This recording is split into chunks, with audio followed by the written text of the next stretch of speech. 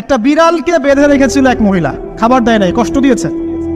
একটা বিড়ালকে খাবার না দিয়ে কষ্ট দেওয়ার কারণে এই মহিলাকে আল্লাহ পাক জাহান্নামে পাঠিয়েছে। এরকম কত ঘটনা আছে, এই ঘটনাগুলো হাদিসের পাতায় বর্ণিত আছে। কোরআনে কি বলছে দেখুন। কোরআনের আমি কয়েকটা পয়েন্ট আপনাদেরকে খালি বলছি, এটা নিয়ে আমি সকালে ভাবছিলাম।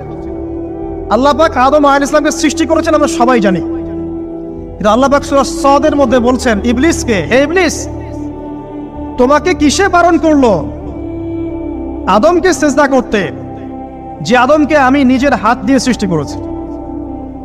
আল্লাহ রাব্বুল আলামিন যে আমাদেরকে এত যত্ন করে ভালোবেসে সৃষ্টি করেছেন, এটা কি আল্লাহ পাকের দয়ার নিদর্শন নয়? মহাবিশ্বের অন্য কোন মাখলুক সৃষ্টির ব্যাপারে আল্লাহ পাক বলেন নাই খলাকতু বিয়াদাই, আমি নিজ হাতে তাকে সৃষ্টি করেছি।